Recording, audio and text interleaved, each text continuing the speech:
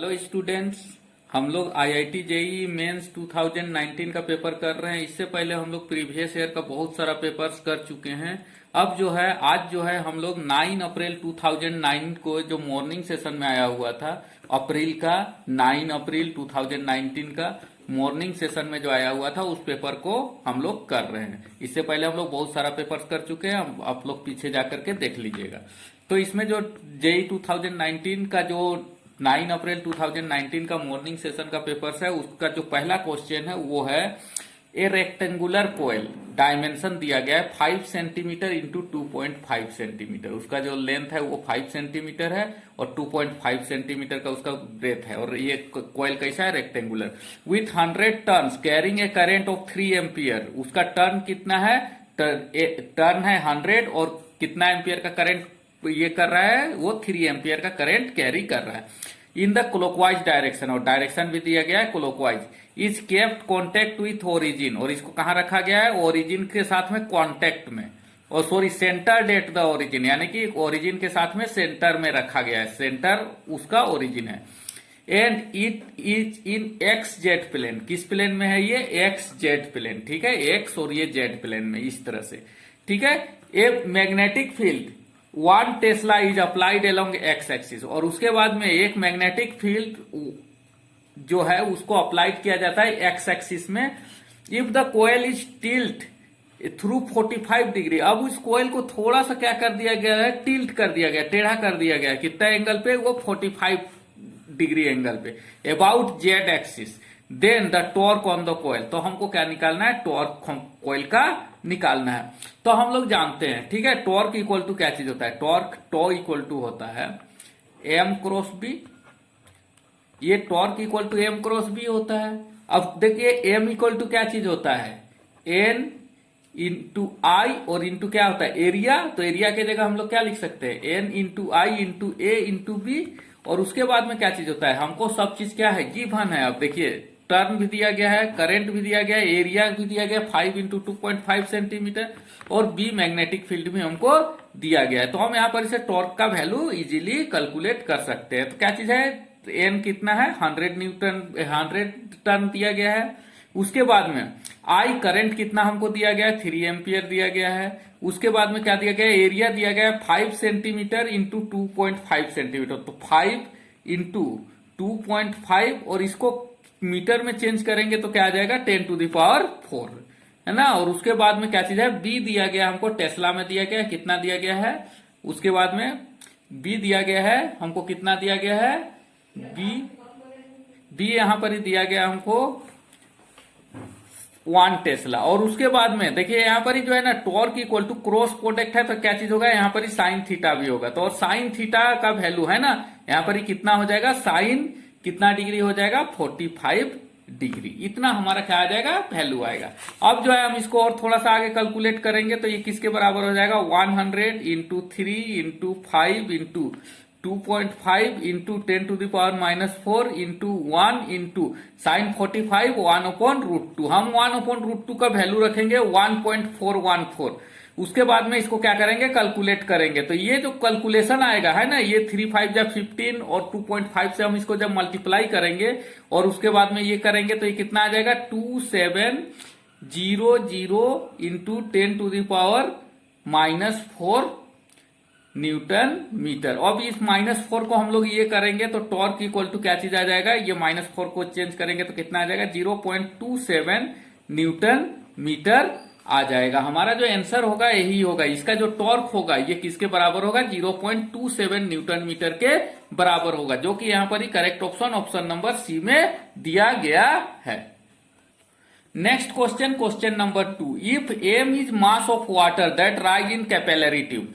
M जो है मास of water है जो कि कैपिलरी ट्यूब में ऊपर उठता है ना, और उसका रेडियस कितना दिया गया है? R, small are.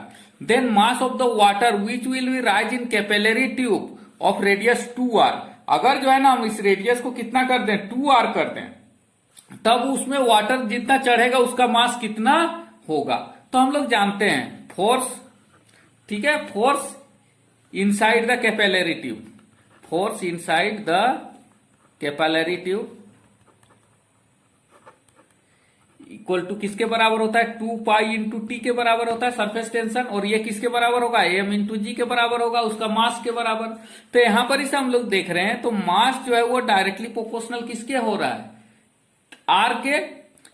क्यों आर के हो रहा है, क्योंकि जो मास है ये टी किसका डायरेक्टली प्रोपोर्शनल होता है, आर का डायरेक्टली प्रोपोर्शनल होता है, इसीलिए जो एम होगा वो किसका डायरेक्टली प्रोपोर्शनल होगा, आर का, यानी कि T is directly proportional to R, therefore क्या चीज हो जाएगा, M is directly proportional to R. तो यहां पर ही जो है ना, अब दूसरा जो आर बाद में दिया गया है वो आर डैश किसके बराबर होगा, 2r के बराबर हो रहा है, यानी कि मास जो है आर का डायरेक्टली प्रोपोर्शनल होता है, यानी कि हम क्या लिख सकते हैं, m1 by m2 equal to क्या लिख सकते हैं, r1 बाई r2, और r2 हमको कितना दिया गया, r1 अगर पहले r1 था तो r2 कितना था, 2r था, यानी कि r1 जो है r था और r2 कितना था, 2r। तो यहां पर इसे जो है m1 by m2 equal to कितना आ गया, 1 बाई 2। तो यहां पर इसे जो है ना m2 किसके बराबर हो गया, 2m1, यानी कि पहले जितना मास था है ना, उसका मास अगर पहले m था तो अब कितना हो जाएगा, 2m होगा। तो m2 किसके बराबर होगा, 2m के बराबर होगा, जो कि यहां पर ये ऑप्शन बी में दिया गया है, जो इसका करेक्ट ऑप्शन होगा।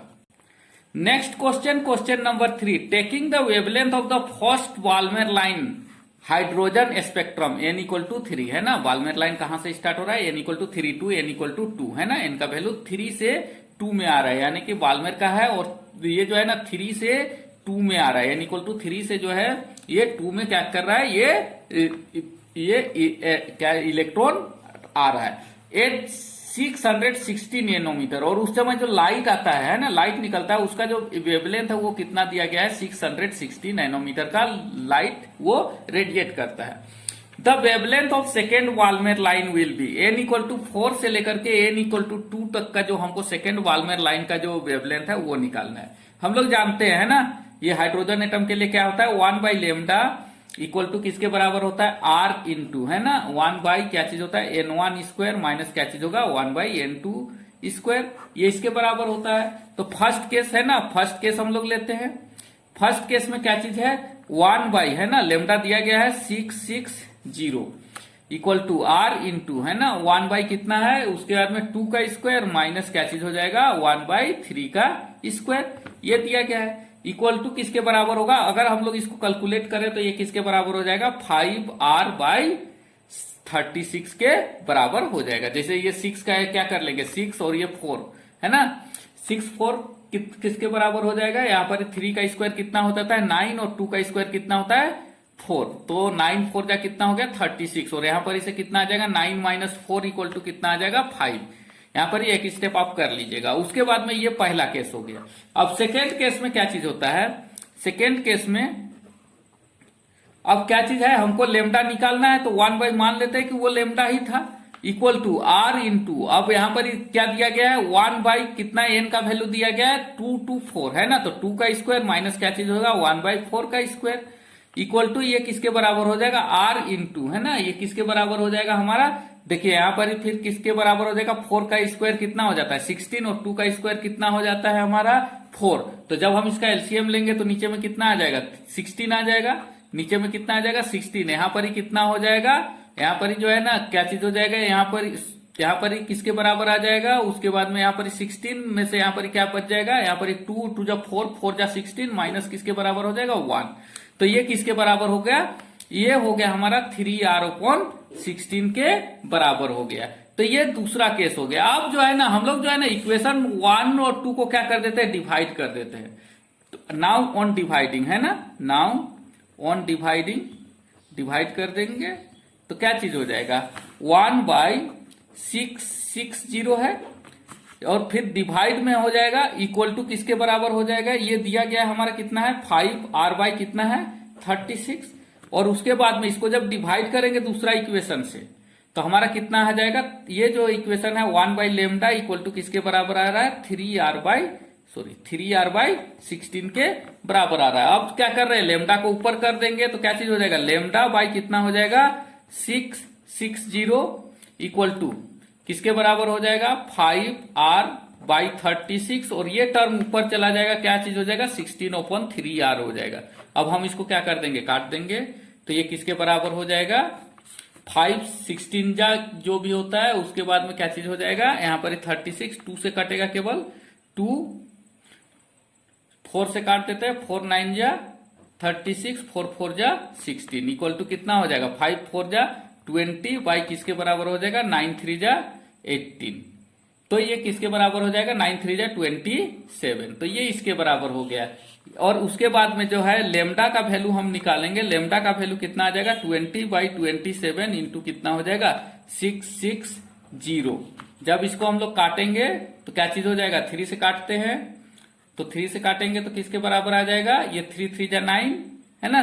तो उसके बाद में जो इसको जब कैलकुलेट करेंगे तो ये जो है हमारा किसके बराबर हो जाएगा, चलिए 9 3 जा 27 और यहाँ पर क्या आ जाएगा 220।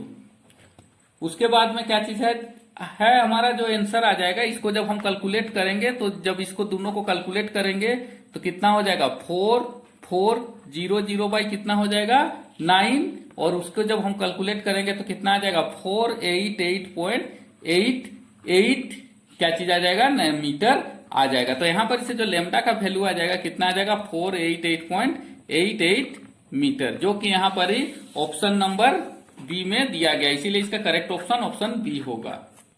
Next question, question number 4।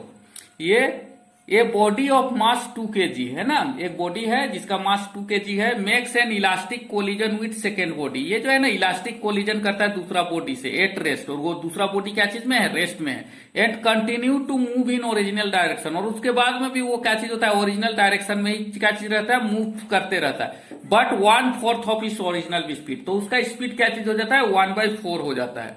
What is the mass of second body, हमको सेकेंड बॉडी का क्या निकालना है, मास निकालना है। तो देखिए एक जो बॉडी है, ठीक है, एक बॉडी जो है वो कितना, यहाँ पर 2 kg का बॉडी है, और एक बॉडी है जिसका मास क्या है, m है, इसके साथ में ये क्या हो जाता है, टकरा जाता है, और ये किस स्पीड से जा रहा है, v के स्पीड से जा रहा है। जब टक्कर हो जाता है तो ये जो बॉडी है, जो पहला वाला जो बॉडी है वो जो है उसके बाद में किस स्पीड से जाता है, यानी कि जो फर्स्ट वाला जो 2 kg वाला जो बॉडी है उसका स्पीड कितना हो जाता है, v/4 का स्पीड से चला जाता है, और बाकी जो स्पीड हो जाता है वो कौन वाला बॉडी ले लेता है, m वाला बॉडी ले लेता है, ठीक है। m वाला बॉडी जो है बाकी स्पीड से क्या चीज हो जाता है, मूव कर जाता है। तो इस तरह से क्या चीज है, इसका ये है। तो अब जो है वो हमको निकालना है कि इस बॉडी का मास कितना है। तो यहां पर भी हम क्या करेंगे, law of conservation of linear momentum का यूज करेंगे। From the law of conservation of linear momentum. तो लीनियर मोमेंटम का यूज करते हैं। तो यहां पर इसे हम लोग जानते हैं v1 है ना, ये जो v1 है, ये जो पहला वाला बॉडी को हम क्या मान लिए, इसका v1 मान लिए है ना। ये क्या चीज है, ये v स्पीड से जा रहा है, इसको हम लोग क्या मान लिए, u मान लिए। तो ये u मान लिए, तो और ये क्या चीज हो गया, v1 है ना। ये क्या है u1, ये क्या है u2, और ये क्या है v1, और ये क्या है v2 का स्पीड से क्या चीज होगा, भागेगा। तो v1 इक्वल टू हमारा किसके बराबर हो जाएगा, हम लोग जानते हैं 2m2u2 होगा। यहाँ पर जो v की स्पीड है इसको हम लोग इनिशियल स्पीड को हम लोग क्या मान लिए, u2। ये जो फॉर्मूला होता है माइनस क्या चीज होता है, u1 इंटू क्या चीज होता है, m1 माइनस m2 बाई किसके बराबर हो जाता है, m1 प्लस m2 के बराबर हो जाता है। तो यहाँ पर v1 हमको दिया गया, क्यों, कितना दिया गया है, ये जो है किस स्पीड से जा रहा है, v/4 के स्पीड से जा रहा है। उसके बाद में m1 इक्वल टू किसके स्पीड से जा रहा है, v/4 के स्पीड से जा रहा है, इक्वल टू है ना किसके बराबर हो जाएगा, 2 kg का मास का जो ये था वो कितना था, 0 था, ठीक है। तो ये किसके बराबर था, ये 0 के बराबर था, माइनस किसके बराबर है, ये जो है ना u1 हो जाएगा। u1 किस स्पीड से था, u के स्पीड से था या v के स्पीड से था, ये किस स्पीड से था, v के स्पीड से था। और उसके बाद में कितना आ जाएगा, 2 माइनस m, ठीक है। यहां पर m1 का वैल्यू कितना है 2 और m2 का वैल्यू कितना है m। और उसके बाद में u2 का वैल्यू यहाँ पर कितना है, 0, इसीलिए क्या चीज लिखे, यहाँ पर 0 लिखे। u2 यानी कि जो दूसरा बॉडी था वो क्या चीज में था, रेस्ट में था। और m1 इंटू m2 2 प्लस किसके बराबर हो जाएगा, m के बराबर हो जाएगा। अब हम लोग इसको कैलकुलेट करेंगे तो हमारा ये टर्म तो क्या हो गया, 0 हो गया, इसीलिए क्या चीज हो जाएगा, v/4 इक्वल टू क्या चीज हो जाएगा, v/4 इक्वल टू क्या चीज हो जाएगा, minus v/2 minus m by कितना हो जाएगा, 2 प्लस m। तो यहाँ पर इसे जो है हम इस भी को और इस भी को क्या करते रहे, काटते रहे, ये इधर चला आएगा, क्या बच जाएगा 2 + m इक्वल टू ये यहां मल्टीप्लाई हो जाएगा माइनस 4 टू जा कितना हो जाएगा 8, और उसके बाद में ये माइनस और ये माइनस मिलकर के क्या हो जाएगा प्लस हो जाएगा, +4m हो जाएगा। अब हम लोग m का को एक तरफ कलेक्ट करेंगे और बाकी सबको एक तरफ करेंगे तो क्या चीज हो जाएगा, तो इस 4m को अगर हम लोग इधर लाते हैं तो क्या चीज हो जाएगा, m - 4m इक्वल टू -8 - 2 हो जाएगा। तो यहां पर इसे किसके बराबर हो जाएगा हमारा, यहां पर इसे 4 में से ये चला गया तो कितना हो जाएगा 4, सॉरी यहां पर ही जो है ना माइनस, यहाँ क्या चीज हो जाएगा प्लस हो जाएगा। ठीक है, तो यहां पर इसे जो है ये किसके बराबर हो जाएगा हमारा जो है ना, यहाँ पर क्या चीज हो जाएगा, ये माइनस, यहाँ पर 2 + -m है, तो यहाँ पर क्या चीज हो जाएगा, ये जो m आएगा तो यहाँ पर कितने आ जाएगा 5m इक्वल टू किसके बराबर हो जाएगा 12 के बराबर हो जाएगा। तो यहाँ पर इसे जो है, सॉरी यहाँ पर ही गलत हो रहा है, यहाँ पर ही कितना हो जाएगा 2 हो जाएगा। ठीक है, यहाँ पर ही जो है ना साइन किसके बराबर आ जाएगा, ये जो 6 माइनस किसके बराबर हो जाएगा 8 के बराबर हो जाएगा। तो जब हमारा ये टर्म आ जाएगा तो हमारा किसके बराबर हो जाएगा, ये जो है m इक्वल टू किसके बराबर हो जाएगा 6/5 के बराबर हो जाएगा, यानी कि m का जो वैल्यू आ जाएगा वो किसके बराबर हो जाएगा 1.2 kg के बराबर हो जाएगा। यहाँ पर थोड़ा सा कैलकुलेशन में कुछ ये है, साइन का कुछ चेंजिंग है, तो यहाँ पर आप थोड़ा सा देख लीजिएगा और उसके बाद में इसको ये कर दीजिएगा। तो इसका जो m का जो वैल्यू है वो किसके बराबर आ रहा है 1.2 kg के बराबर आ रहा है, जो कि यहाँ पर ऑप्शन नंबर बी में दिया गया है।